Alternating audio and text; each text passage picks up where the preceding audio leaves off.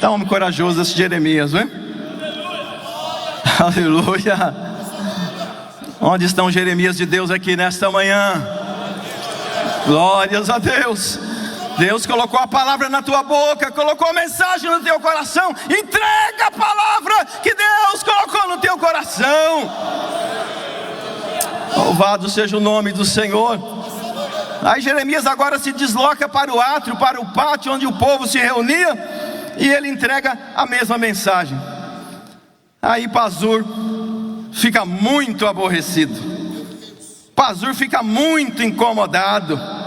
Ele era filho do sacerdote, ele era presidente ali, ouviu aquela mensagem, e diz aqui que ele feriu o profeta Jeremias, meteu Jeremias no cepo que está na porta de Benjamim, a casa do Senhor. Irmãos, era um instrumento de tortura. As mãos ficavam presas, mão direita, mão esquerda, os pés, o pescoço, e a pessoa ficava encurvada. E foi isso que Pazur fez com Jeremias. Ainda tem esses Pazur aí no nosso meio. Mas vamos pedir a Deus que mande fogo do céu sobre ele, queime esses Pazur. E era algo feito para causar sofrimento. E o Pazur, ele provoca isso na nossa vida, no nosso ministério. Quantas vezes você já deparou com um desses lá no trabalho, lá no campo, lá na sua congregação? Ele não tem coração, ele não tem sentimento, ele não ama a obra de Deus, ele não ama as ovelhas, ele se preocupa com a posição dele, com o cargo dele. Ele não está preocupado se vai machucar o homem de Deus, não está preocupado se vai ferir o Jeremias. Se tiver que colocar no cepo, ele manda colocar, deixa ele lá, uma noite, deixa ele sofrer lá. Mas o homem de Deus, ele aguenta, o homem de Deus, ele suporta, o homem de Deus, ele não recua, ele não volta atrás, ele entrega a mensagem. Aleluia. Glorificado seja o nome do Senhor para todos sempre. Jeremias ficou a noite toda, e quando o Pazur manda tirar, pensando que Jeremias iria mudar a mensagem, Jeremias não, a mensagem é a mesma. É a mesma, olha, você, sua casa, sua família, vocês serão levados todos para o cativeiro, e você vai morrer também. Ele não muda a sua mensagem. Louvado seja o nome do Senhor para sempre. Não mude a mensagem, a palavra que Deus tem colocado ao seu coração. Estava ouvindo aqui atentamente o pastor dando exemplo, e me lembrei que um dos setores que o pastor nos levou para trabalhar era um culto de ceia, e Deus tinha me dado uma palavra, e fui para o culto de ceia. Mas lá naquela igreja tinha uma família muito conhecida, e no meio daquela família tinha uma das irmãs daquela família, que era uma pessoa muito conhecida no Brasil e fora do Brasil. Era do mundo dos esportes, e ela fisicamente era muito alta, tinha mais de 2 metros, mas fazia tempo que ela não ia ali. E justo naquele dia que Deus tinha me dado uma palavra, e a palavra era: seguir a paz com todos e a santificação, sem a qual ninguém verá o Senhor. E eu tinha orado, tinha pedido a Deus. E quando começou a ceia, quando eu olhei para a porta da igreja, entrou aquela senhora, quase 2 metros de altura. A igreja toda voltou a olhar para ela, e eu falei: mas meu Deus, logo hoje que ela resolveu vir ao culto de ceia. Mas a palavra é essa, preguei a palavra: santificação, confessar os pecados, se arrepender. Entreguei todo o conselho de Deus. Quando terminou a ceia, ela veio na frente. Falei: meu Deus, acho que ela vai me questionar, vai cobrar alguma coisa. E ela muito alta, eu fiquei ali, e ela disse: pastor, eu vim aqui para agradecer o irmão. Olha como eu precisava ouvir esta palavra. Eu quero ficar aqui de joelho, e eu quero que o Senhor ore por mim, porque eu estou viajando para a Europa. Mas Deus falou comigo aqui nesta noite, através da tua boca. A palavra que estava na sua boca veio do céu e veio para a minha vida. Então não te preocupe com o Pazur, não te preocupe com as injúrias, não te preocupe com as ofensas, se estão resistindo à tua mensagem. Mas avança, não para, continua, prega, entrega o conselho de Deus. Aleluia. Louvado seja o nome do Senhor para todos sempre. Mas irmãos, o Pazur, ele causa, realmente nos faz ficar abatido às vezes. E foi o que aconteceu com Jeremias. Jeremias, ele fica um tanto abatido, e ele usa uma expressão que está no verso 7, ele diz assim: iludiste-me, Senhor, e iludido fiquei. Ele estava dizendo assim: olha, se eu soubesse, se eu tivesse noção do que eu iria enfrentar. Nós recebemos o chamado, irmãos. Deus nos convoca, o pastor nos coloca à frente do trabalho. É aquela festa, a sua apresentação, a sua posse. E aí depois você fica lá e vai fazer o trabalho. E não sabemos o que nos aguarda, o que nos espera. O que Jeremias estava dizendo assim: iludiste-me, e iludido fiquei. Se ele tivesse noção claramente do que ele iria enfrentar, talvez Jeremias poderia ter protestado e até ter dito não lá no começo. Mas só que Jeremias diz assim: só que a chamada de Deus foi mais forte.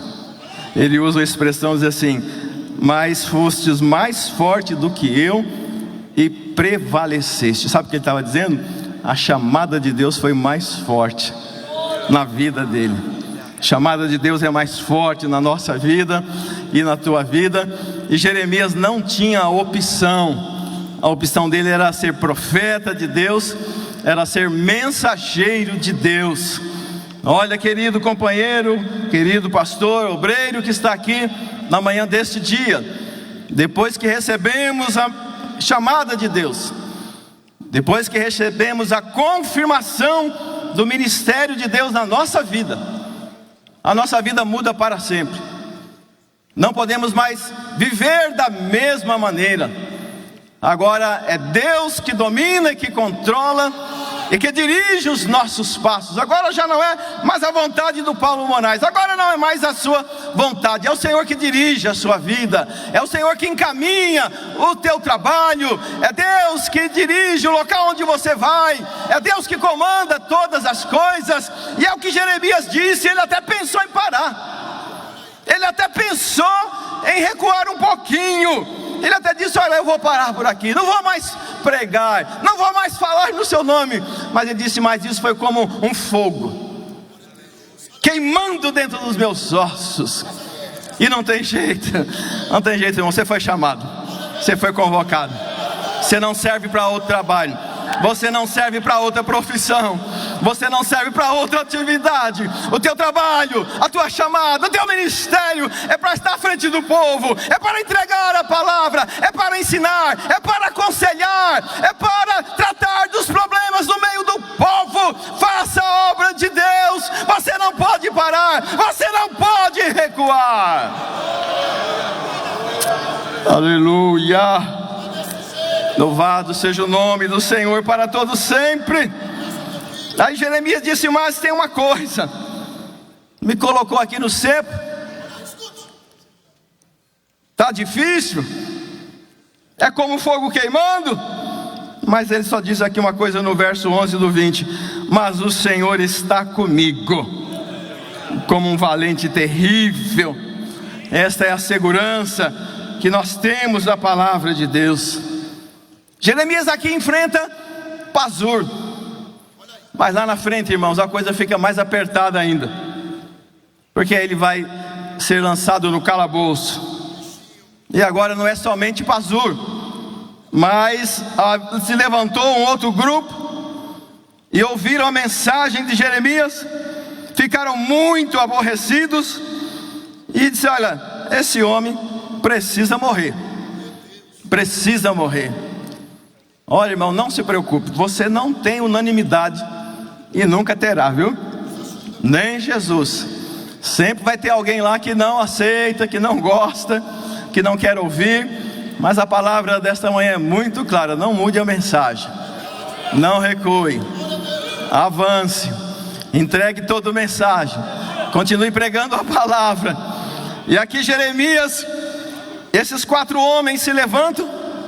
Eram 4 oficiais muito influentes, e eles tramaram e pensaram assim: olha, não vamos executar Jeremias não, que isso não vai pegar bem.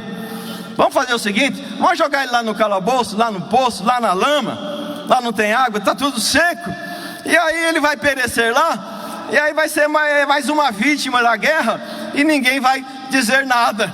E aí fizeram esse esquema, essa trama, e Jeremias foi jogado dentro do calabouço, dentro do poço, e o texto vai dizer que estava seco, e lá só não tinha água, só tinha lama, e Jeremias ficou atolado lá na lama. Mas ainda tem um Deus no céu, aleluia. Ainda tem o Senhor que se responsabiliza com os seus servos, com aqueles que se colocam à disposição para cumprir a chamada e o ministério. E Deus levanta uma ajuda inesperada. Deus sempre tem essas ajudas inesperadas. Teve com Daniel, com José quando estava preso, o copeiro. E agora aqui Deus levanta um etíope que vai até o rei e diz: rei, olha o que fizeram com Jeremias, se ele ficar lá, ele vai perecer. E aí o rei dá ordem, e usam aqueles trapos e panos e tiram Jeremias dali. Deus sempre tem uma saída, Deus sempre tem um socorro, Deus sempre tem um livramento, quando nós estamos fazendo a obra de Deus com sinceridade, e quando fazemos uma entrega completa para servir ao Senhor à frente do trabalho. Aleluia! Glorificado seja o nome do Senhor para todos sempre. Jeremias não muda a sua mensagem. E quando nós caminhamos para o final da história de Jerusalém, de Judá, quando Nabucodonosor manda invadir, no ano 586, ele dá ordem expressa: não mexa com Jeremias, não toque nele. Você tem compromisso com Deus, irmãos.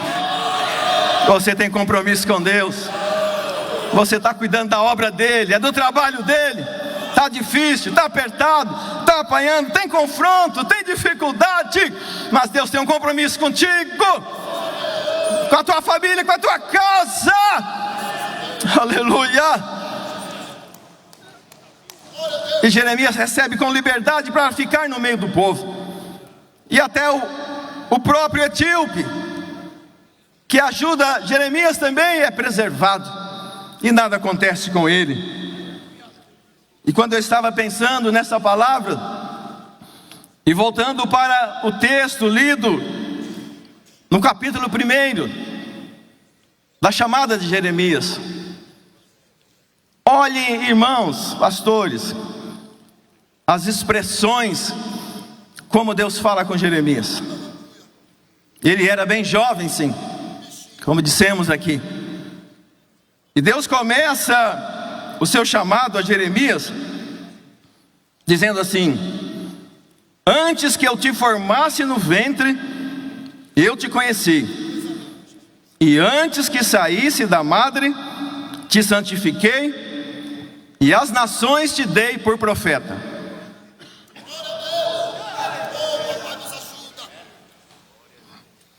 Deus usa 4 expressões aqui. Deus usa 4 verbos para falar da chamada de Jeremias. Primeiro, Deus usa a expressão conhecer, e nos diz assim: Deus o conheceu, em especial com o sentido de um conhecimento íntimo e pessoal. Salmo 139, verso de 1 a 4. Senhor, tu me sonda e tu me conheces. Conhece o meu assentar e o meu levantar. Sem que haja uma palavra na minha boca, eis que o Senhor tudo sabe. Aleluia. Esse conhecimento íntimo, pessoal, de Deus para com a sua vida. É tão bom termos o respeito dos nossos pastores e ter a ajuda de uma mão amiga na indicação de alguém. Mas acima de tudo, em primeiro lugar, esse conhecimento lá do alto, ser conhecido de Deus, ser conhecido lá no céu. Então Deus estava dizendo assim: Jeremias, primeira coisa, eu te conheço intimamente, eu te compreendo. Mas Deus diz também: eu te formei. E o sentido dessa palavra formar é dizer, modelar, é dar forma, é como moldar o barro. Mas Deus diz também a Jeremias: Jeremias, tem outra coisa, eu te santifiquei, te conheci, eu te formei, te moldei, mas eu também te santifiquei. Sabe o que é isso? Eu te consagrei, eu te separei e coloquei você à parte para ser usado por mim. Lembre-se disso: escolhido por Deus, separado por Ele, colocado à parte por Ele. Então às vezes você pode sentir-se até sozinho, não tem tantos amigos, glórias a Deus, mas lembre-se sempre disso: você é conhecido dEle, escolhido por Ele, formado por Ele, separado por Ele. E aí Deus ainda diz mais outra coisa: Jeremias, olha Jeremias, eu dei você por profeta. Sabe o que essa expressão dar significa? É fazer alguém ser alguma coisa ou chegar a algum lugar. Você só está lá porque Deus te colocou. Aleluia.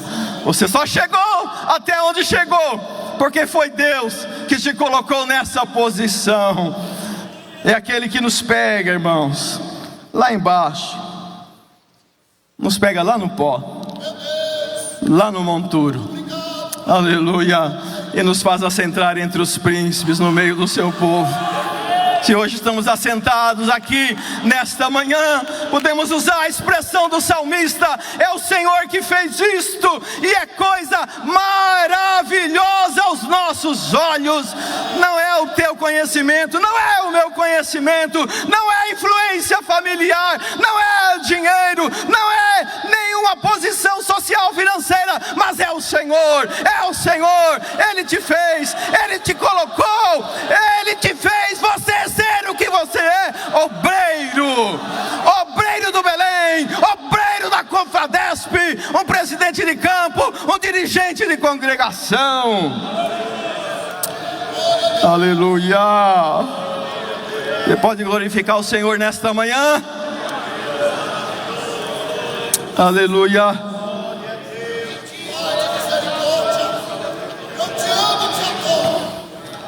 E quando Deus está convocando Jeremias, ele disse: ah, Senhor, eu sou uma criança, eu ainda sou um menino.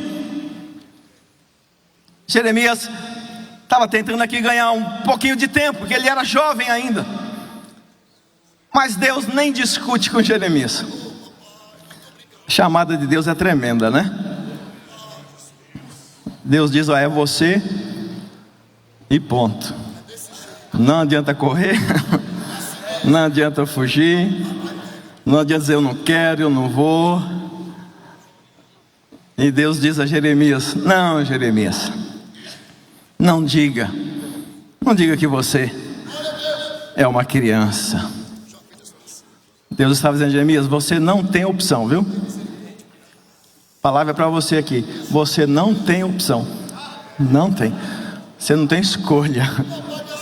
Chamado de Deus na sua vida é para o ministério, para estar à frente do trabalho. E Deus disse para Jeremias: Jeremias, olha, você nem se preocupe, nem se preocupe. O lugar para onde você vai, Jeremias, é eu que vou dizer. Porque Deus diz assim: olha, aonde quer que eu te mandar, você vai. Daramandei corabás. Aleluia. Ah, não, mas eu quero ir para aquele campo, eu quero ir para aquele setor. Jeremias recebe de Deus: Jeremias, a escolha não é sua não, viu? Esse negócio não é com você. Para onde eu te mandar, você vai. Aleluia.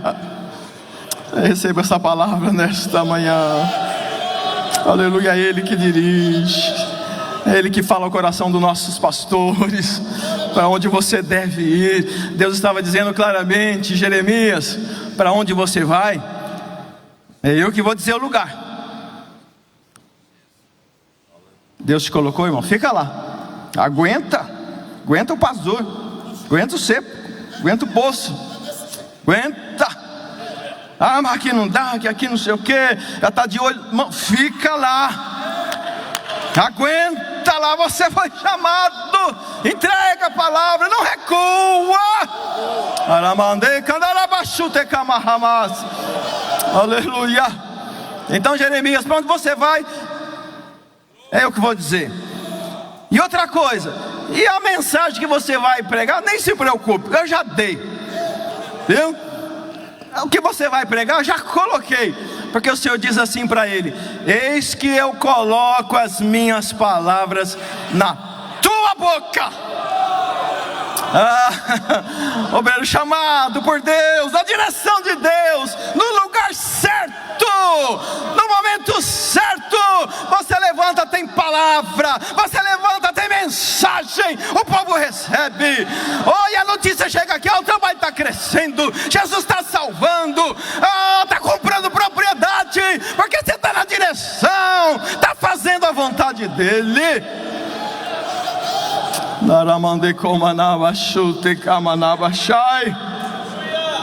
Aleluia. E aí Deus ainda diz outra coisa, Jeremias. Tem outra coisa, para você não ter dúvida, eu vou assinar embaixo. Essa expressão aqui, quando Deus diz assim: eis que eu sou contigo, é como Deus estivesse dizendo assim: estou assinando embaixo. É a chamada de Deus para você. Louvado seja o nome do Senhor para sempre. E Deus ainda fala mais algumas coisas para Jeremias. E disse: olha, Jeremias, ninguém vai te resistir. Eles vão pelejar contra ti, mas não prevalecerão. Ele diz mais uma outra palavra a Jeremias.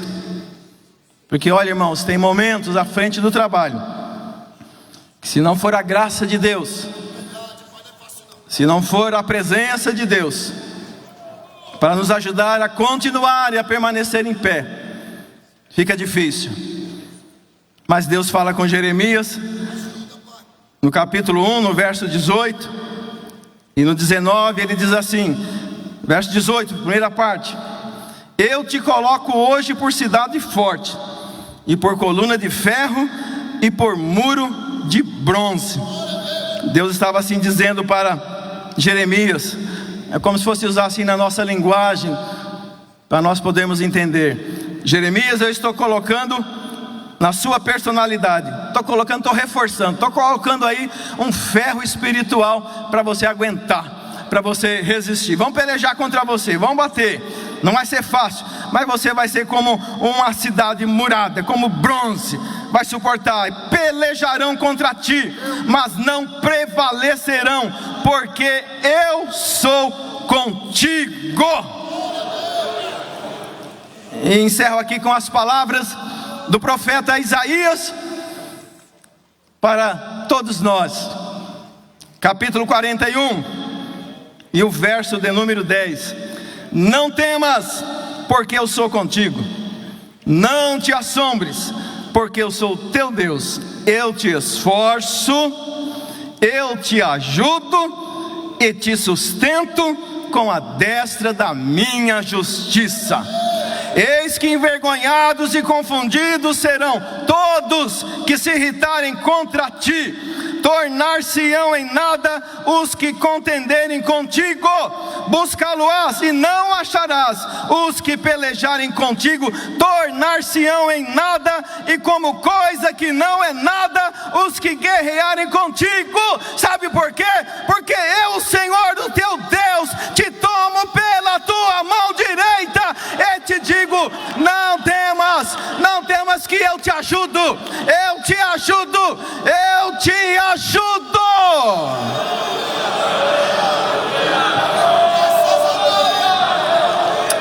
Aleluia. Glorificado seja o nome do Senhor para todos sempre. Louvado seja o nome do Senhor para todos sempre.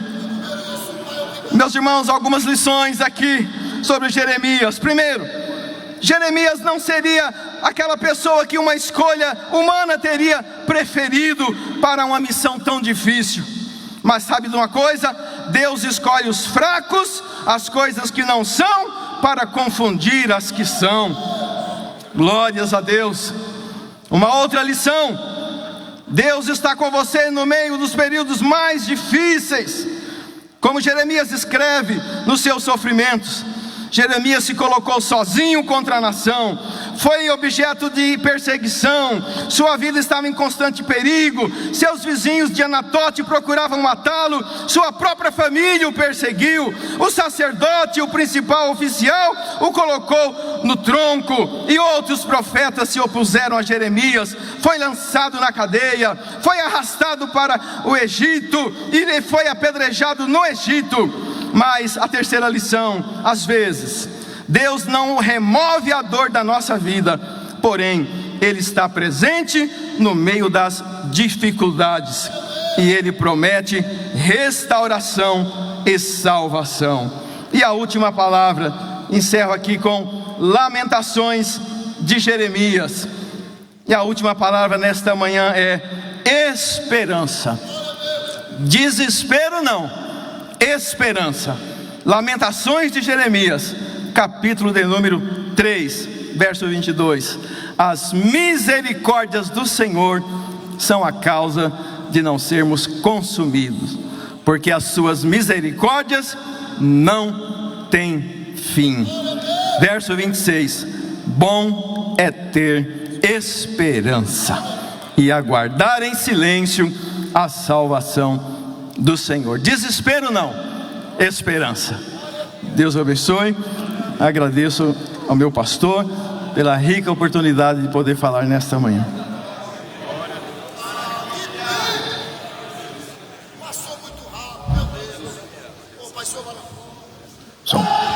Meus amados, agradecemos a Deus por essa palavra que ouvimos, e ainda é a palavra de Deus que gera em nós o fortalecimento espiritual. É ouvir a palavra de Deus, e para ouvir tem de ter alguém que pregue, e que pregue com inspiração e com autoridade do Espírito Santo.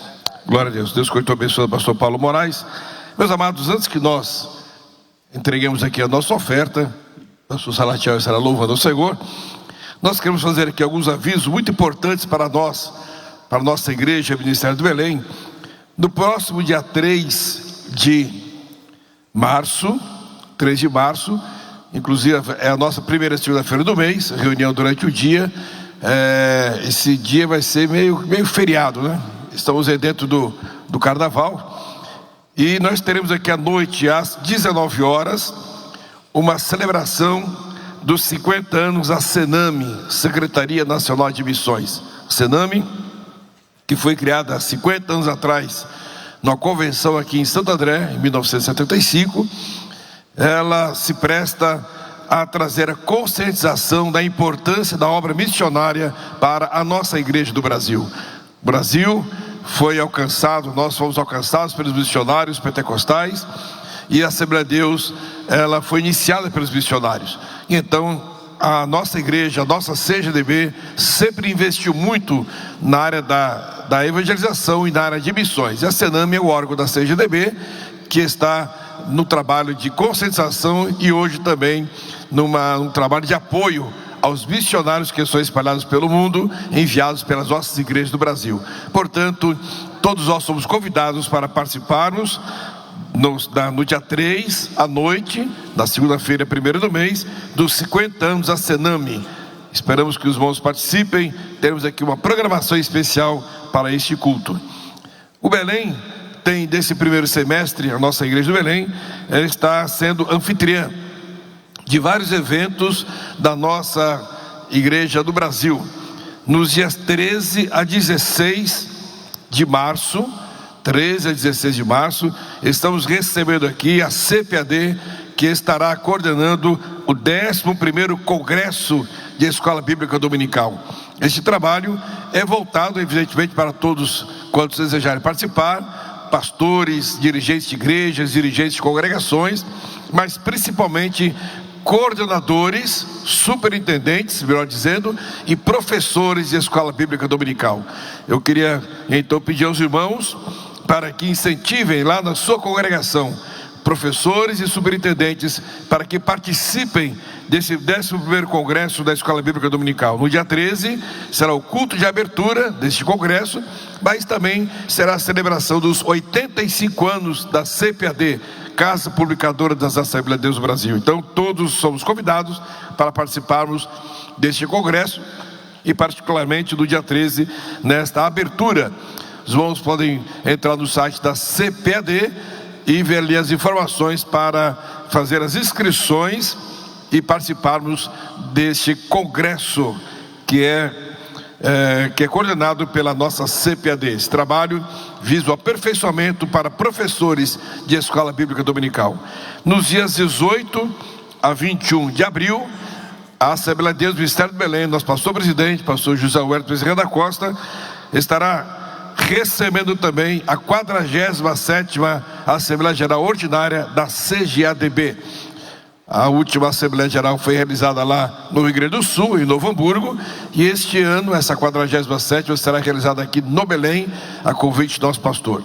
Então nós queremos pedir aos pastores, aos ministros, você que é evangelista ou pastor, faça a sua inscrição, participe dessa Assembleia Geral. Nós vamos receber aqui pastores do Brasil inteiro, já temos um bom número de inscritos, tá certo? Que vem de outros estados e até fora do Brasil, mas nós aqui de São Paulo somos aqueles que temos que ocupar os primeiros lugares, porque a casa é nossa. Vamos receber evidentemente os que aqui vierem, mas nós precisamos estar aqui presentes para recepcionar aqueles que virão de outros estados. Então queremos pedir, nosso pastor presidente tem pedido para que os pastores setoriais, dirigentes de congregações, dirigentes de igrejas, pastores, presidentes de campo, veja lá, forme a sua caravana, faça a sua inscrição. Este trabalho será para a convenção, para os ministros, também para a família dos ministros. Nós estaremos realizando as sessões com os ministros, mas também em paralelo a isso,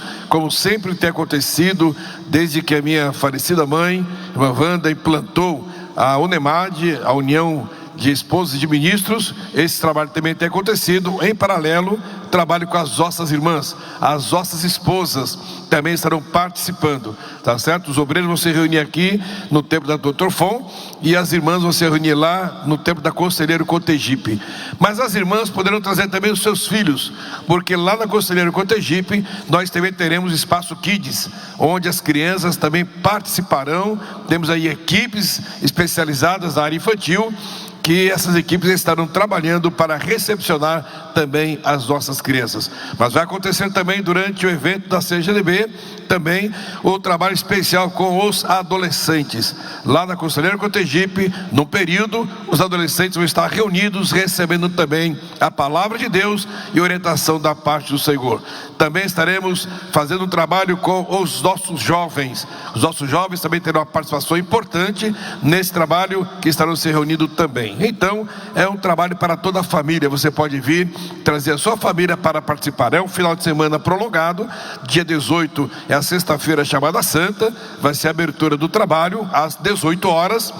E depois sábado, domingo e segunda-feira, dia 21 de abril, é feriado, será o encerramento do trabalho com um grande culto do Impactar, trabalho com os nossos jovens à noite, que é o encerramento da CGDB e também o Impactar. Então, meu amado, só uma observação: as inscrições para a AGO se encerrarão no dia 14 de fevereiro, tá certo? 14 de fevereiro, hoje é dia 3, então você tem aí 11 dias para fazer a sua inscrição e participar da AGO. 14 de fevereiro encerra e não haverá prazo para renovar essa data. 14 de fevereiro é o último dia. Faça a sua inscrição, participe da nossa 47ª AGO. Temos uma programação bonita, rica, e certamente todos nós seremos aqui edificados por termos participado dessa, que é uma confraternização de obreiros em todo o Brasil. Amém? Vamos convidar então os nossos diáconos para receberem aqui a nossa contribuição. Essa oferta que é destinada para a nossa convenção estadual, a Confradesp, e enquanto nós contribuímos, o pastor Salatiel vai louvar ao Senhor com o hino.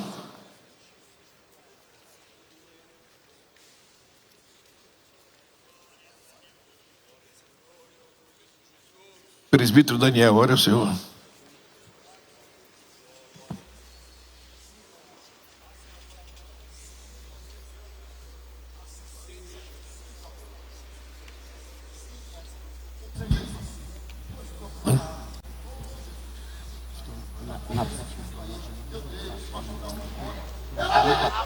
Ajuda aí.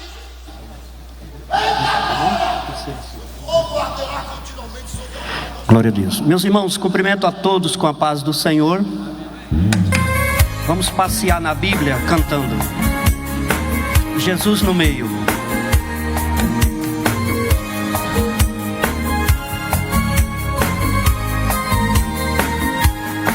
Estando 2 ou 3 reunidos em meu nome, ali estou eu.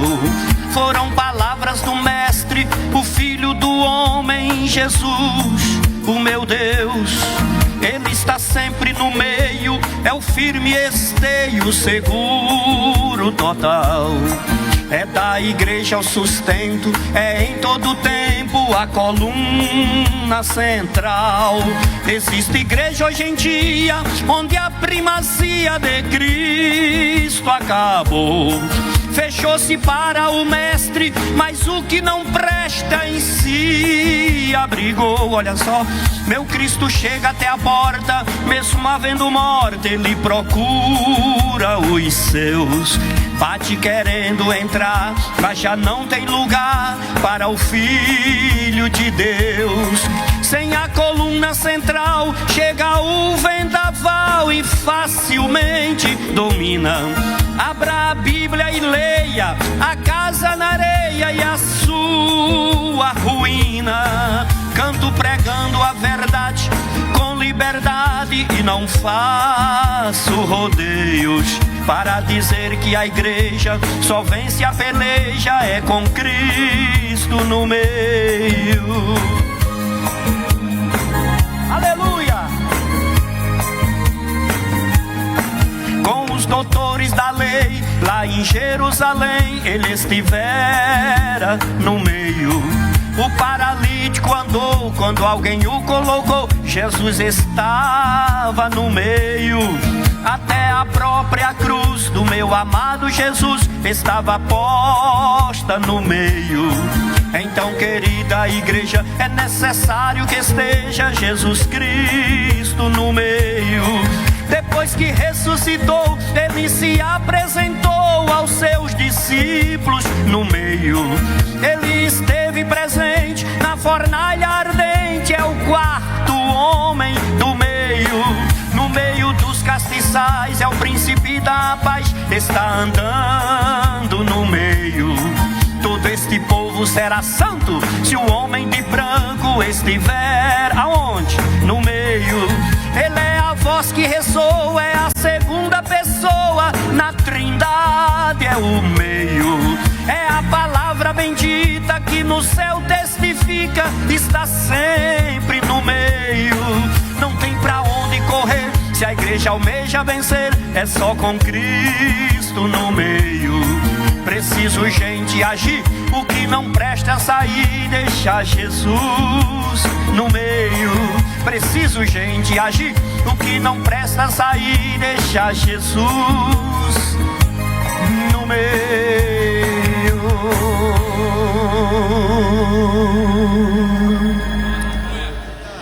Ele é a voz que ressoa, é a segunda pessoa e na trindade é o meio.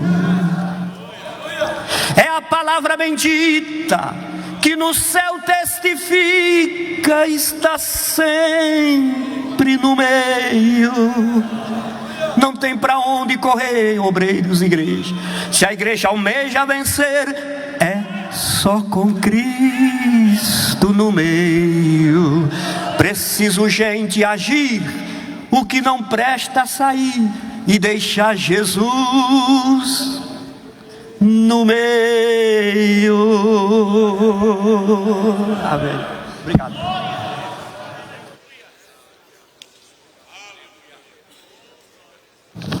Meus amados, nós queremos com alegria também apresentar o pastor Álvaro Lima, presidente de uma das nossas convenções ali do estado do Espírito Santo, e é também membro do conselho administrativo da nossa CPAD. Alegria recebê-lo. Seja bem-vindo, pastor Álvaro. Também conosco o pastor Oséias Benoni, ali, pastor Oséias Benoni, irmão nosso, amigo, que também faz parte ali da mesa diretora da nossa CEADSPEL. Muito bem-vindo, Oséias, pastor Oséias. Também o pastor Ivan, serve o senhor lá em Brasília, escritor, mestre, alegria recebê-lo. Senta-se também nosso meio. Vamos receber os irmãos apresentados como bem-vindos, amém? Amém. Meus amados, nosso presidente pede para que façamos aqui um trabalho e queremos convidar o nosso irmão Ernesto Gonçalves, da nossa igreja em Piracicaba. Ele está sendo apresentado para que seja reconhecido o seu ministério. Ele foi separado de outra igreja e o pastor Irineu o apresenta para que ele seja recebido por nós, seja reconhecido o seu ministério. Enquanto o pastor Ernesto se aproxima, queríamos também convidar o nosso irmão Alexandre Galvão de Almeida, da nossa igreja em Hortolândia. Por gentileza, pastor Alexandre, por orientação do seu pastor de Hortolândia, ele terá sua credencial trocada de evangelista para pastor. Pode ser aqui mesmo, meu amado. Aqui está o nosso irmão Ernesto Gonçalves. Vamos recebê-lo como membro do nosso ministério? Amém? Amém. Deus abençoe, pastor Ernesto. Deus abençoe. Pode voltar, senhor. E aqui está, senhor. Pode voltar. A sua credencial chegará lá. O pastor Irineu vai levar para o senhor. Aqui está então nosso irmão Alexandre Galvão de Almeida, que estará tendo a sua credencial trocada de evangelista para pastor. Os irmãos concordam? Amém? Amém. Deus te abençoe, meu querido. Parabéns. Fiquemos em pé, meus amados, vamos orar. O Senhor, pastor Jaime estará orando conosco, e em seguida pastor Renan, lá do Rio de Janeiro, estará entregando a palavra de Deus. Glória a Deus. Vamos orar. Pai querido, a Ti seja glória, a Ti seja honra, a Ti seja o louvor. Ó Deus, como Tu tens já falado conosco desde o primeiro momento, permaneça conosco, fale conosco, Deus. Visita a Tua igreja, a Tua noiva, usa o Teu filho, fala conosco, em nome de Jesus, amém e amém. Presidente, meus amados, assim, desculpe, em pé ainda, em tempo. Pastor Isael Araújo está conosco. Pastor Isael, ali está nosso historiador, historiador da nossa CGADB, e é também o diretor da FAECAD, a nossa faculdade de teologia da nossa igreja, da CGADB. Alegria, Isael, tê-lo aqui conosco também. Senta-se bem, nosso erro. Glória a Deus. Queridos de Deus, recebam todos a paz do Senhor. Os que estão felizes com Jesus, por sinal, digam glória a Deus. Esse é o dia que nos fez o Senhor, e é por isso que nós estamos alegres. Queridos de Deus, eu quero tributar aos céus toda a minha gratidão pelo privilégio, pela oportunidade de nesta manhã estar servindo junto dos queridos irmãos aqui na AD Belém, no nosso tão querido Belenzinho, e juntos tendo a graça de adorarmos aquele que é digno de toda honra, digno de toda glória e digno de todo o louvor. Quero estender os meus agradecimentos à liderança espiritual desta casa, como também do nosso tão querido Brasil e igrejas ao redor do mundo. Muito digno pastor José Wellington Júnior, presidente da nossa querida convenção. Que alegria, que honra poder estar aqui servindo a essa casa diante de tantos obreiros, pastores, líderes, mestres. Que Deus em Cristo continue abençoando a todos. Vamos a um texto da palavra de Deus que está em Êxodo capítulo de número 3, por favor. Êxodo, capítulo de número 3. Eu gostaria de ler alguns versículos para a nossa breve meditação. Pastor Zé Wellington, eu vim essa manhã com uma missão muito especial. Antes de nascer, meu pai, que aqui está, o pastor Roberto, já trabalhava lá em Vicente Carvalho, na CGDB. Inclusive, sábado, dia 1º, eu completei 30 anos de idade. Então, são mais de 30 anos que Painho está servindo a CGADB, serviu muito a irmã Wanda, e a minha missão aqui hoje é agradecer. Durante 30 anos, o Senhor colocou pão na mesa da minha casa. E hoje eu venho na casa do pão para agradecer ao Senhor por tudo que o Senhor fez pela minha família. Eu sou fruto das sementes que o Senhor lançou na minha casa. Muito obrigado, muito obrigado. Êxodo capítulo de número 3.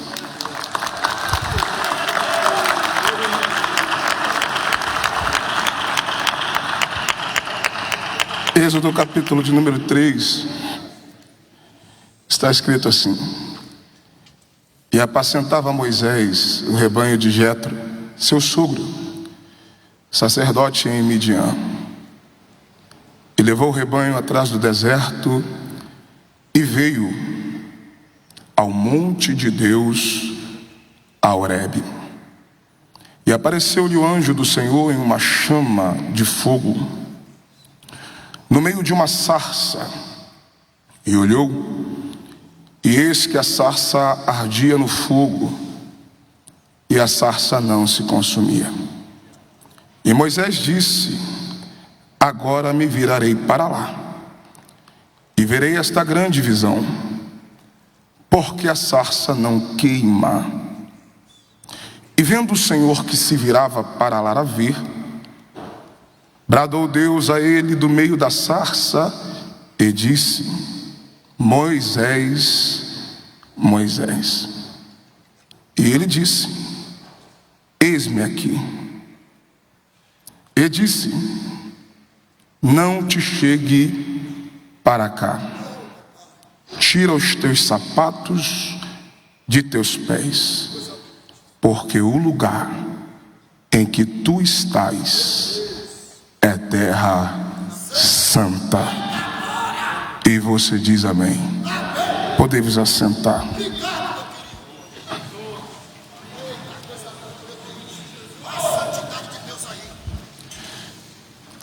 Queridos de Deus, estamos diante de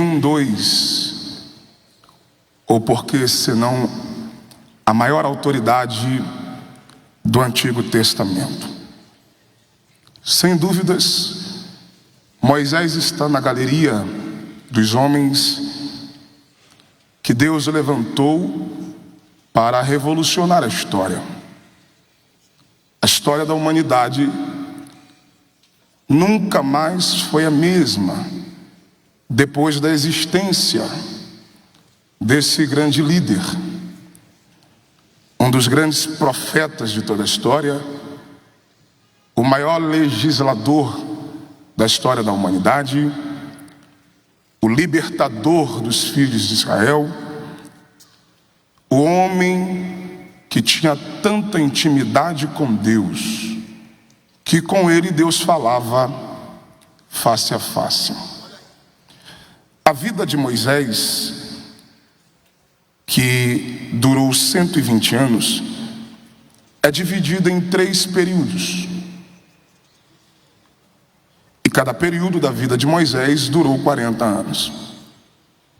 O primeiro período desde o seu nascimento, quando ele é colocado nas águas do Nilo, tirado das águas, se tornando filho da filha de Faraó, formado em toda a ciência, em toda a língua, em toda a cultura do Egito, se tornando o príncipe daquele povo. Até o dia em que ele mata um egípcio e o enterra na areia. Quando o homicídio de Moisés é revelado, ele parte do Egito, dando início ao segundo período de sua vida, que também durou 40 anos. É um período longo de anonimato no deserto. Ele vai para as terras de Midian e ali ele constitui família, ele casa-se e ele passa a apacentar as ovelhas, o rebanho de seu sogro, até o dia em que ele chega no monte de Deus, no Horebe.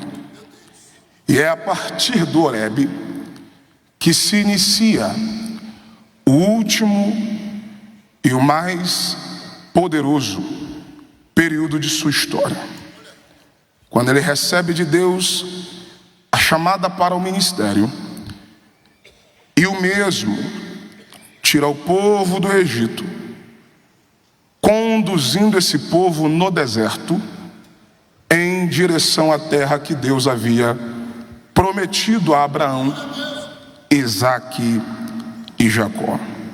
E eu já preciso dizer para alguém que o último período da vida de Moisés, que é o período que ele conheceu e andou com Deus, foi o melhor período de toda a sua vida. Durante 80 anos, Moisés viveu sem conhecer a Deus. Porém, os 80 anos fora do alcance e da presença de Deus não se compara com os 40 anos que ele caminhou com Deus.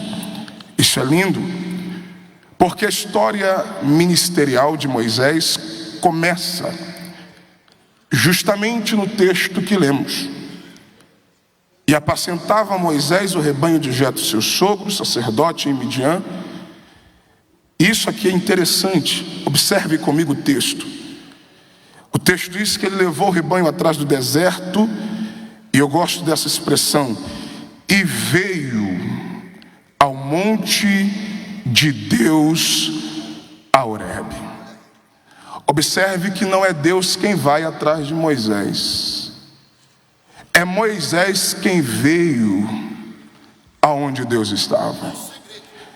Eu tenho falado para essa nova geração e eu recebo muitas mensagens, pessoas que se perguntam: pastor, como é que eu faço para descobrir o meu chamado, para saber qual é o meu chamado, para saber qual é o meu propósito?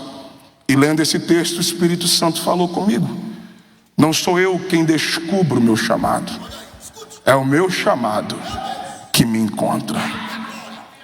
Moisés veio a Horebe. O texto diz que o monte é de Deus, porque Moisés é alguém que não tinha absolutamente nada.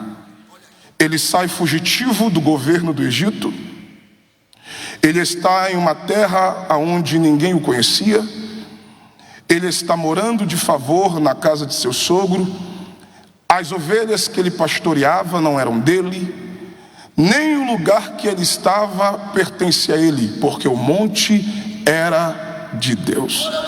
Mas quando ele chegou no Horebe, quando ele chegou no monte de Deus, Moisés vai vivenciar uma das maiores experiências de toda a sua história. O texto diz que Deus se manifestou a ele, versículo 2, e apareceu-lhe o Senhor a Moisés.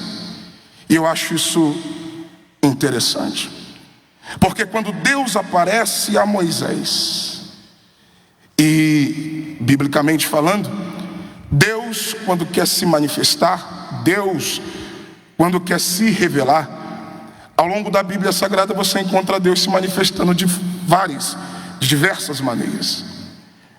Mas a forma como Deus se revela, a forma como Deus se manifesta a Moisés, chama a nossa atenção.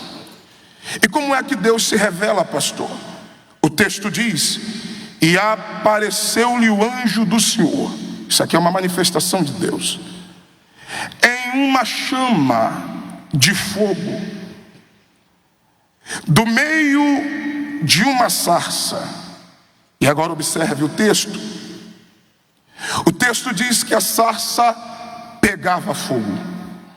A sarça ardia em fogo, mas a sarça não se consumia.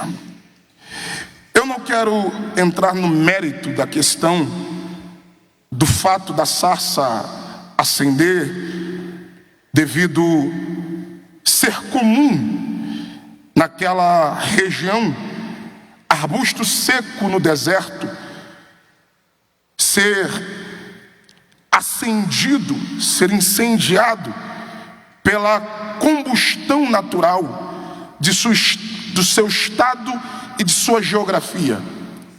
Mas o que chama a atenção de Moisés, redobre a atenção, não é o fato do arbusto acender. O que chama a atenção de Moisés não é o fato da sarça pegar fogo, porque no deserto, arbusto seco, é normal acender. O que faz Moisés passar mais uma vez, e passar outra vez e parar, é que a sarça está pegando fogo, mas ela não se desfaz. Ela está pegando fogo, mas ela não se consome. Ela está pegando fogo, mas ela não é consumida, destruída, danificada pelo poder do fogo. Quando Moisés percebe que a sarça pega fogo e não se destrói, ele é atraído pelaquela grande visão. E eu preciso abrir um parêntese nesta manhã e liberar uma palavra para alguém que veio nesta reunião de obreiro, e você vai sair daqui para viver um tempo de 2025 produtivo no reino de Deus e no ministério a qual o Senhor lhe confiou. E qual é a palavra, pastor? Quando Moisés é atraído pela sarça que pega fogo e não se destrói, é aí que Deus fala por intermédio de sua palavra. Quando Deus viu que Moisés se virava para ver, iria se achegar, Deus o chama pelo seu nome e diz: Moisés, Moisés. Pastor, e por que Moisés é atraído por esta visão? E o que faz essa sarça pegar fogo e não ser destruída? Versículo de número 2: uma chama, uma chama, uma chama de dentro ou do meio da sarça. E aí observe o texto: a sarça está acesa, a sarça está pegando fogo, mas por causa de uma chama, não é o fogo inteiro, é uma chama. Pastor, por que não o fogo inteiro?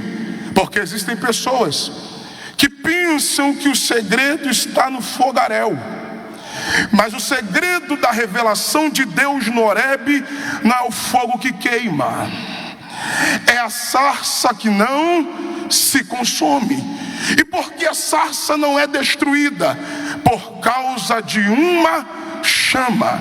E onde é que essa chama está? No meio.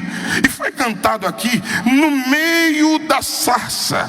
E essa sarça está pegando fogo, mas por causa dessa chama, que é a manifestação de Deus, a sarça não se destrói. Pastor, por quê? Porque o segredo do reino de Deus não está o quanto nós acendemos, o quanto nós pegamos fogo. E foi falado aqui antes de mim, estamos em uma geração, principalmente nessa era digital, onde as pessoas estão preocupadas em performar. O segredo de algumas pessoas, a ânsia de algumas pessoas é a auto-performance. Existem pessoas que querem usufruir do santo ministério para apresentar uma alta performance. E na chamada ministerial de Moisés, Deus está nos ensinando que o segredo não é o fogo que queima. O segredo é a chama que está dentro da sarça. E não é o quanto você brilha, não é o quanto você aparece, não é o quanto a sua gravata ou terno é bonito, não é o quanto o seu nome está estampado na mídia. O que revela que há uma chama de Deus em você não é o quanto você aparece, é o quanto você resiste.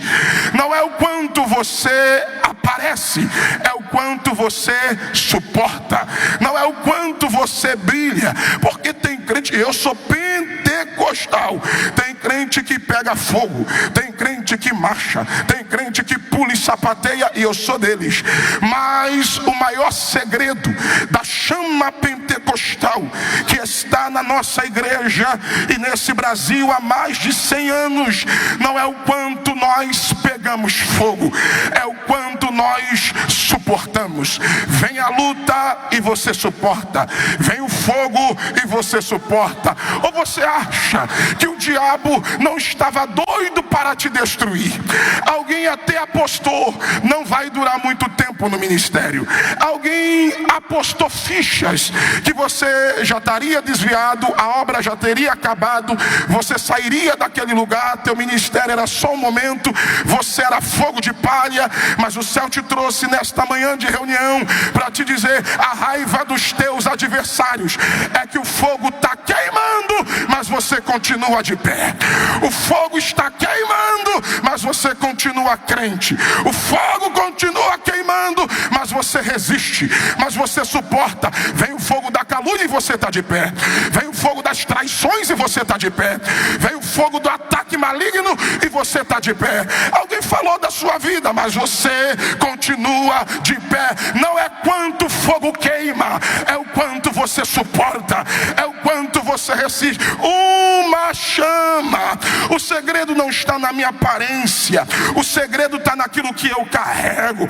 O segredo não está no dinheiro na conta, no carro que você anda, ou nas redes sociais, diante de uma era digital que vive inclinada por essa era digital, por essa atualização de sistema. Deus te trouxe nesta manhã de reunião para te dizer: o que te mantém de pé é esse fogo, mas essa chama, e essa chama alguém não vê, mas está aqui dentro, está no meio, e essa chama que está aqui dentro te faz permanecer, te faz suportar, te faz resistir.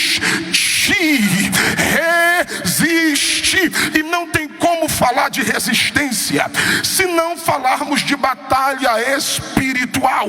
Então me permita, quando Moisés viu que a sarça pega fogo e não se destrói, pega fogo e não se consome, Moisés entendeu que o que estava dentro da sarça, o que estava no meio daquele fogo, era uma chama de Deus que fazia com que a estrutura daquele arbusto não fosse consumido. E eu vou para a Bíblia. O apóstolo Paulo, escrevendo aos Efésios, no capítulo 6, a partir do versículo 10, eu preciso falar de batalha espiritual.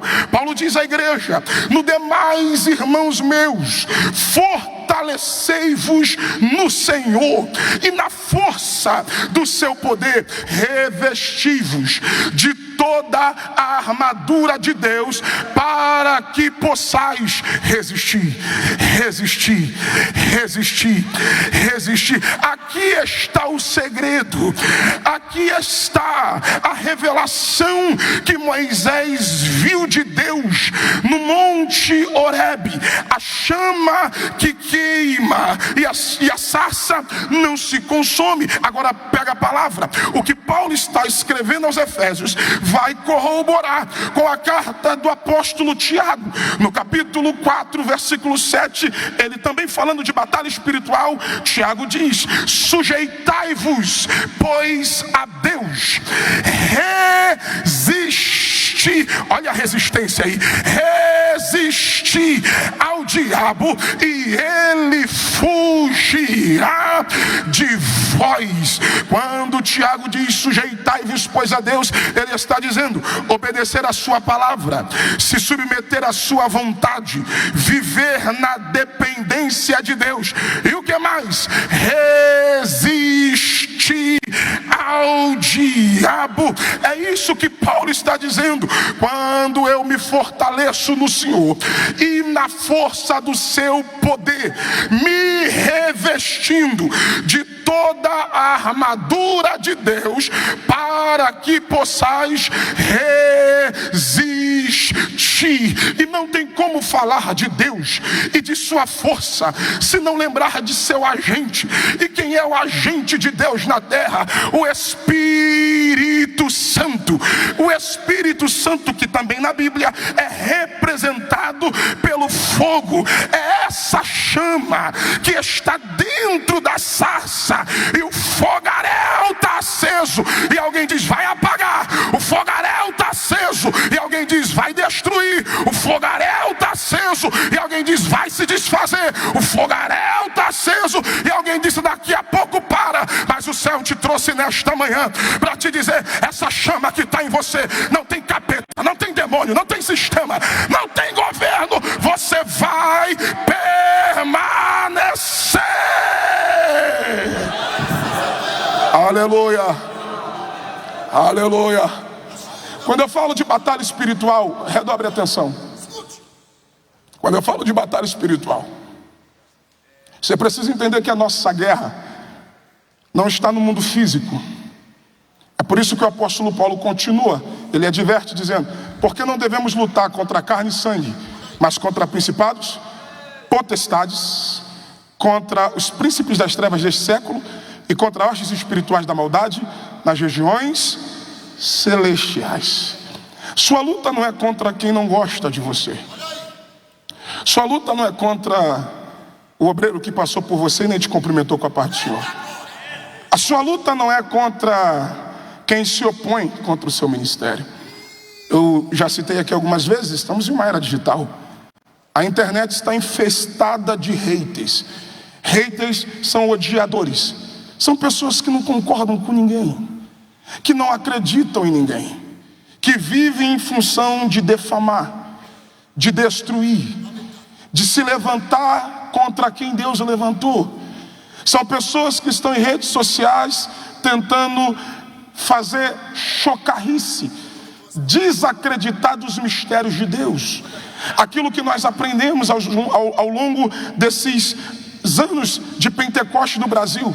Você hoje encontra em uma era digital pessoas debochando de línguas estranhas, profecias, revelações, fazendo meme de homens e mulheres que dedicaram uma vida inteira na obra de Deus. E eu preciso te dizer que a nossa guerra não é contra essa gente. A nossa guerra é contra quem usa essas pessoas. Pastor, e qual é a nossa guerra? A nossa guerra não é física. É por isso que Paulo diz que as armas da nossa milícia são armas espirituais. E não tem como nos reunirmos em uma manhã como essa, diante de obreiros, líderes, pastores, mestres, pregadores, e estou aqui cercado de grandes de Deus, se não falarmos de batalha espiritual. Pastor, por quê? Porque a nossa guerra não é de placa denominacional. A nossa guerra é contra um sistema organizado que trabalha para matar você, destruir você, neutralizar o propósito de Deus na sua vida. E eu preciso chamar a sua atenção. Pastor, por quê? Porque o diabo é assim. Se ele não destruir você, ele vai tentar tocar na vida de quem está com você. Eu vou para a Bíblia. Lucas capítulo 4, olha que texto interessante. Lucas capítulo 4, versículo 13. Olha o que o evangelista escreve: e tendo tendo o diabo acabado toda a tentação, se ausentou dele por um tempo. Pega a palavra. Jesus acabou de vencer o diabo no deserto, repreendeu a Satanás e mandou ele embora. Aí o evangelista diz: e tendo o diabo acabado toda a tentação, se ausentou dele por um tempo. Estou falando de batalha espiritual. Se diz Jesus, não é do pastor Renan, não é dos príncipes de Deus que aqui estão. Se diz Jesus, ele se ausentou por um tempo, você acha que ele vai dar trégua para você?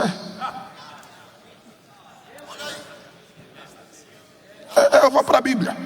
Pastor, de Jesus ele só se ausentou por um tempo? Sim. Quando o diabo percebeu, pastor José Wellington, que não ia conseguir nada com Jesus, porque ele é a própria chama que arde dentro de nós, e essa chama não deixa o fogo desse mundo te destruir. Aleluia. Quando o diabo percebeu, com Jesus eu não posso, ele foi tentar na vida de quem estava com Jesus. Porque o diabo é covarde. Porque a gente tem escola. Obreiro de Deus tem costa larga, aguenta pancada, aguenta pedrada. Agora, toca nos meus filhos. Lá em casa eu tenho um casalzinho, 6 anos a missionária Nicole, 3 anos o Nicolas.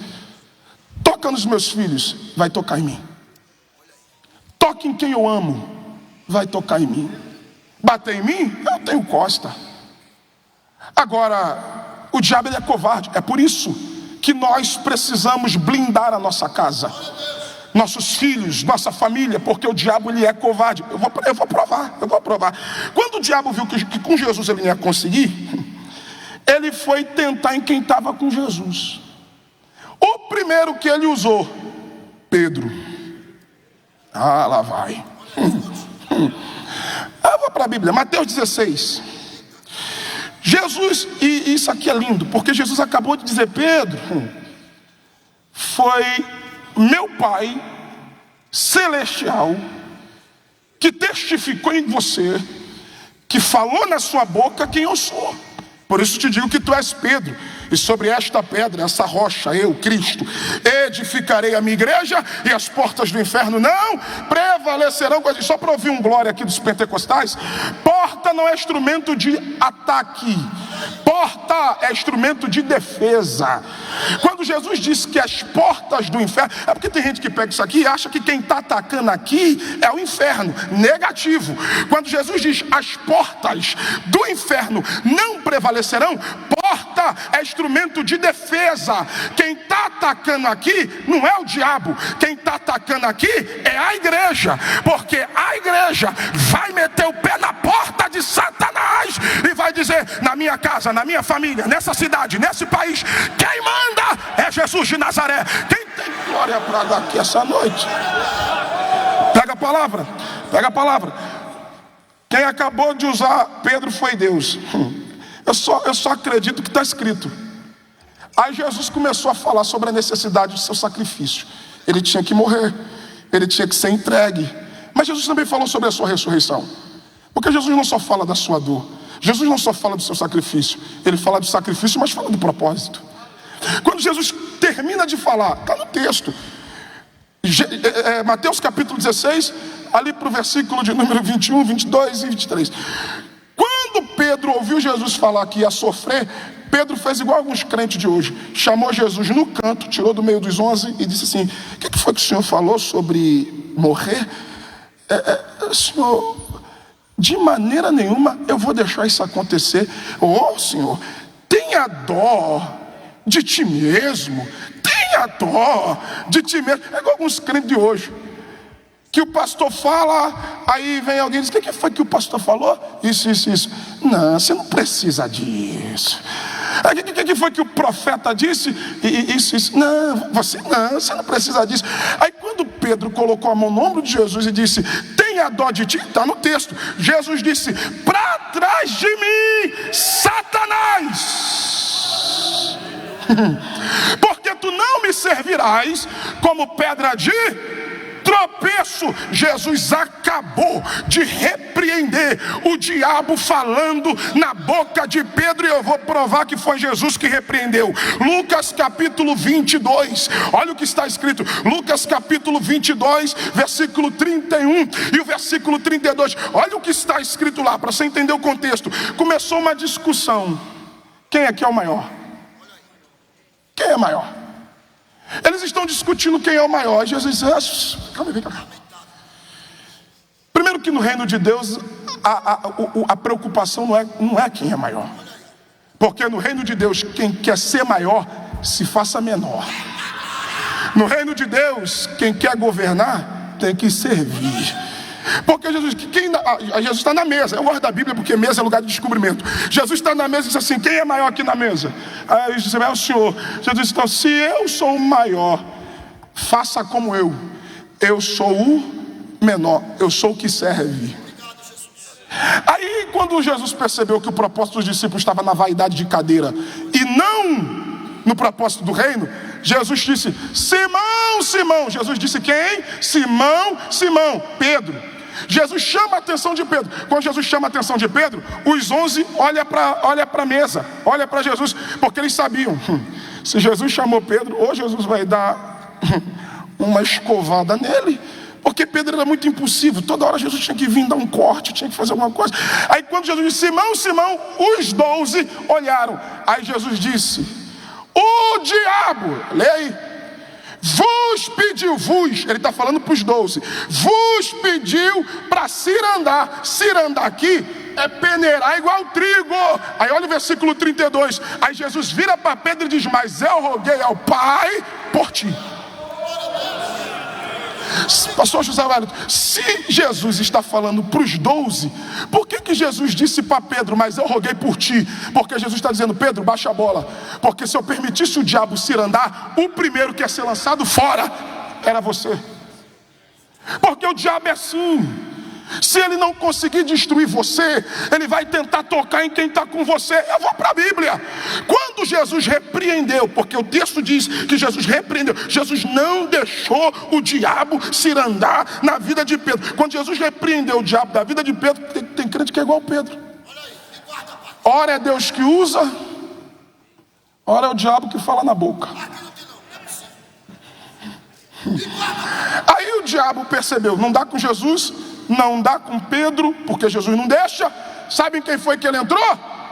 O texto diz, ele entrou em Judas. João capítulo 13, vamos para a Bíblia, João capítulo 13, versículo 27, só para você entender o contexto. Jesus acabou de revelar a traição, mas Jesus não revela o traidor. Jesus disse, não falo de todos, mas eu sei quem escolhi, mas para que se cumpra as escrituras, um que come pão comigo na mesa, levantou contra mim o seu calcanhar. Jesus está falando da traição, mas Jesus não expõe o traidor. Aí Pedro olha para João, que era íntimo, e diz, pergunta para ele quem é. Quando Pedro pergunta, pede para João perguntar, João desce a cabeça no ombro de Jesus e diz, mestre, qual de nós é o traidor? Aí Jesus, ele diz para João, aquele que eu der o bocado molhado, esse é o traidor. Irmãos, isso aqui é extraordinário, porque Jesus discretamente,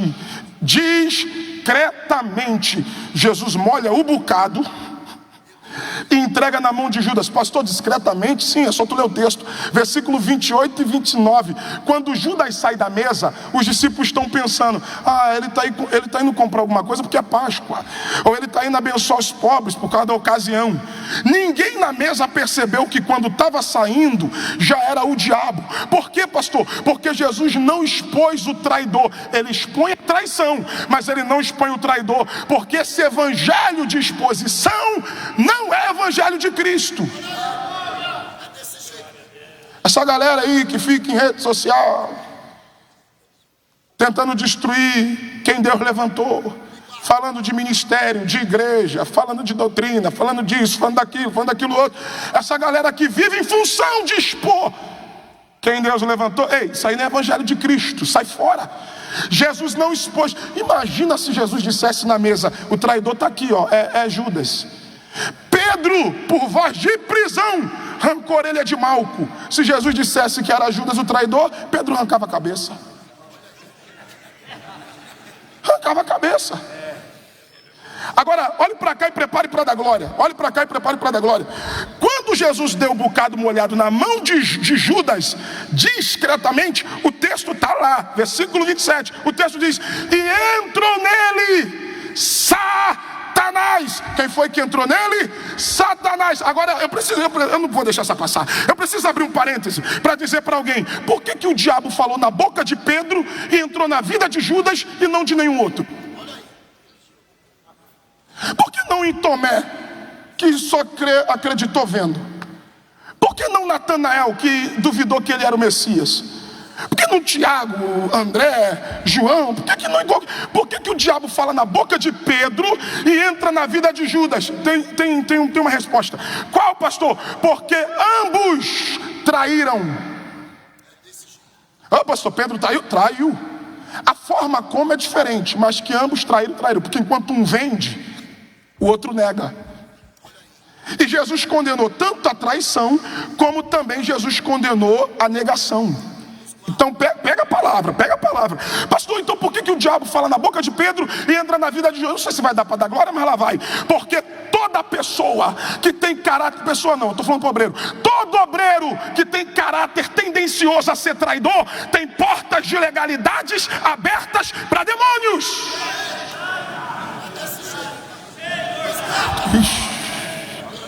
Todo Judas, todo Pedro tem porta de legalidade aberta para demônios. Só que eu gosto de Jesus. Pregador, por quê? Porque na mesa tem dois tipos. Primeiro, os discípulos. E quem são os discípulos? É os que estão comendo e bebendo, mas não percebeu que quem chegou na mesa foi o diabo. Porque tem gente que come e bebe, resenha, ri e ainda não percebeu. Quem está na mesa é o diabo. O outro, Jesus.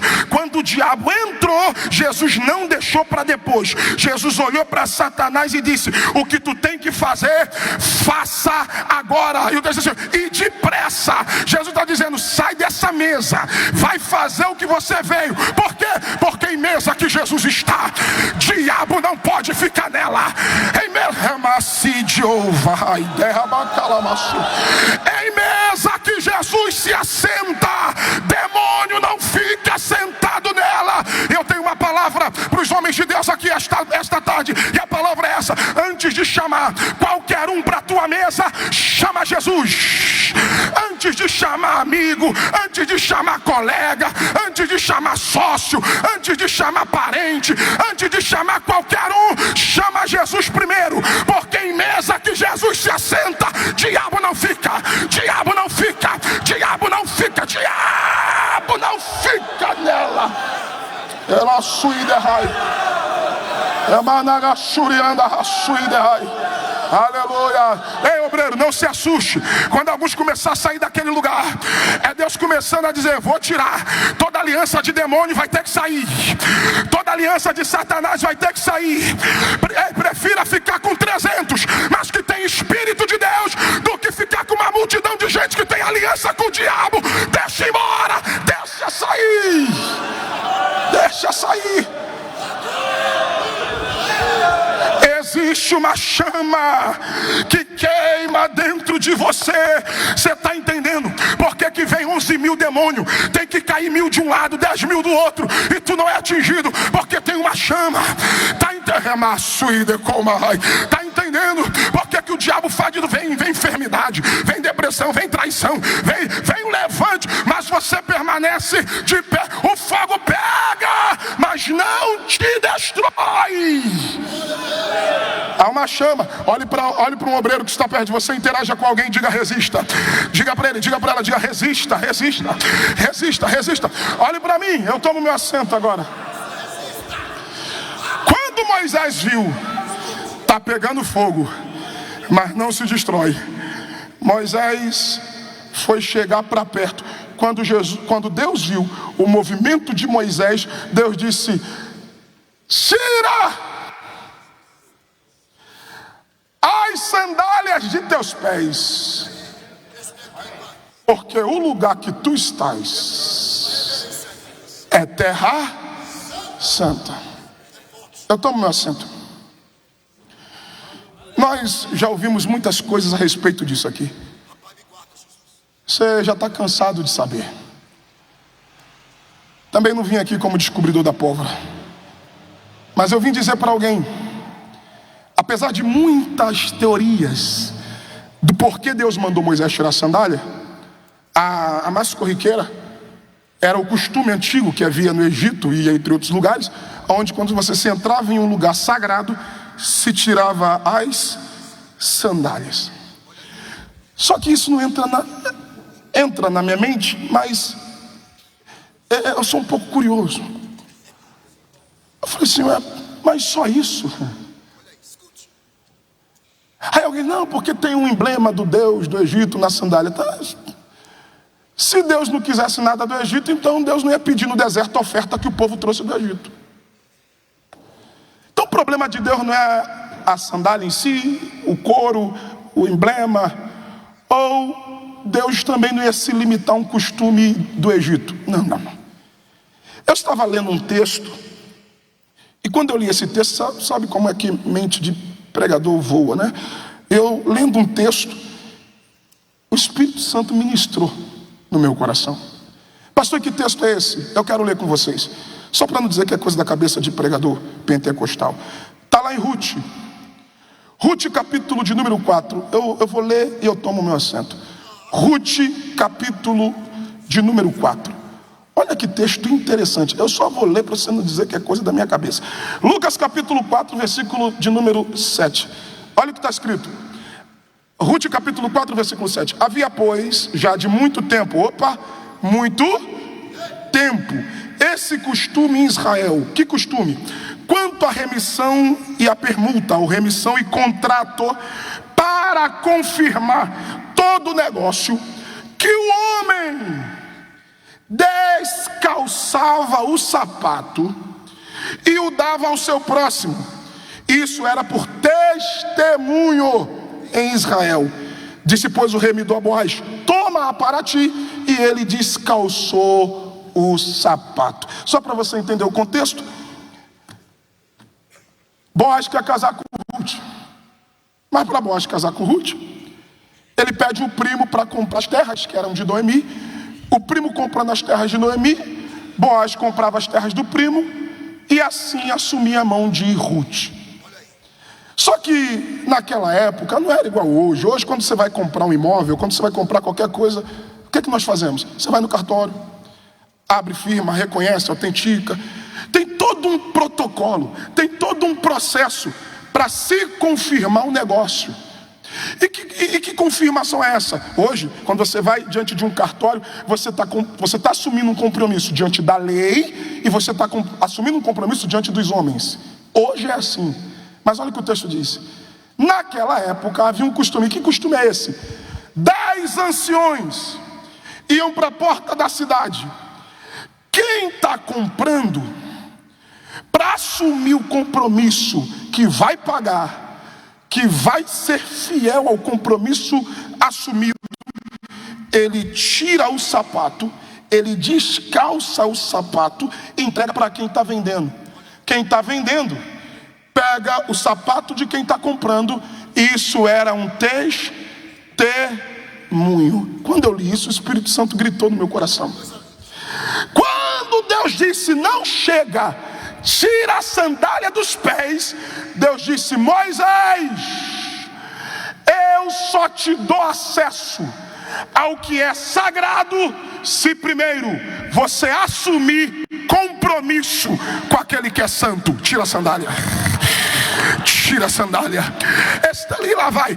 Estamos em uma geração onde pessoas querem acessar o sagrado, usufruir do sagrado, simpatizantes do sagrado. Tem pessoas querendo caminhar no sagrado sem ter compromisso com aquele que é santo. Tem gente que quer cantar aqui aqui, mas quer pecar lá fora. Tem gente que quer cantar aqui, quer adorar aqui, levanta até a mão, faz pra cá, faz pra lá, mas não quer largar a vida que tem, não quer largar as paixões do mundo, não quer. Hoje, nessa era digital, então, o que tu vê de artista global, o que tu vê de gente na mídia que quer usufruir do sagrado sem ter compromisso com aquilo que é santo. Aí vem Deus e diz: Moisés, quer acessar o sagrado? Primeiro tem que assumir compromisso. Tira a sandália, tira a sandália, tira a sandália. E só para encerrar o assunto, só para tu não dizer isso aí é coisa da cabeça, não, eu vou para a Bíblia. 40 anos depois, quantos anos?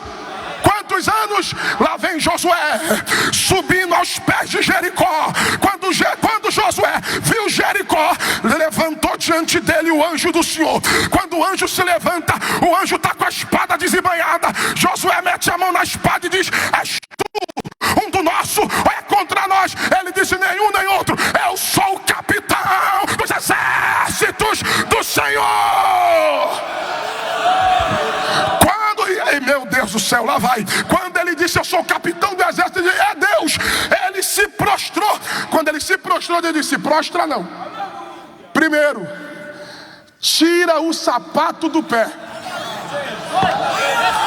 porque a terra que tu pisa é terra santa.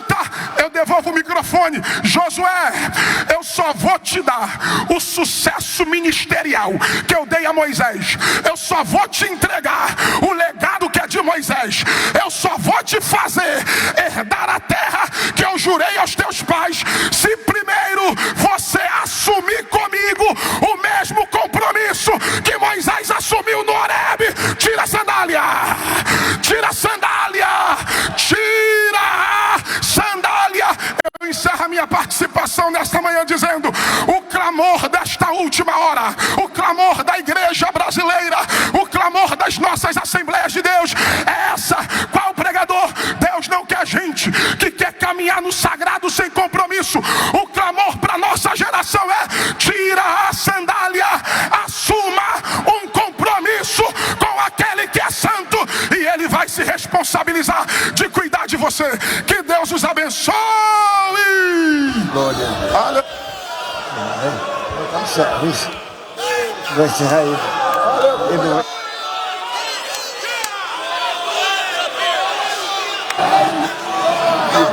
Eu vou orar.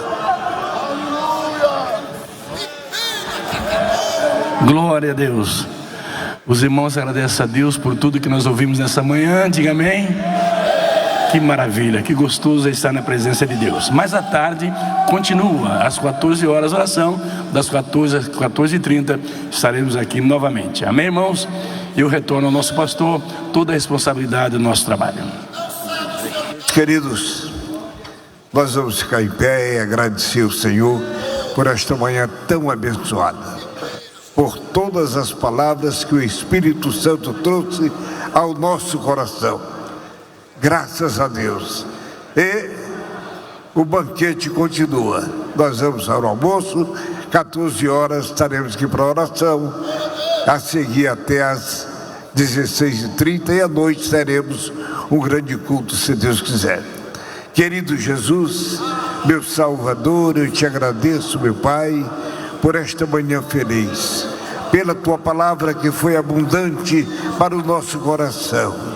Oh, querido Pai, que o nosso coração seja verdadeiramente um armazém para guardar tudo quanto o Espírito Santo falou ao nosso coração. Agora, querido Pai, eu peço a tua bênção para os teus filhos que nos ensinaram esta manhã, e abençoa cada um de nós que aqui está.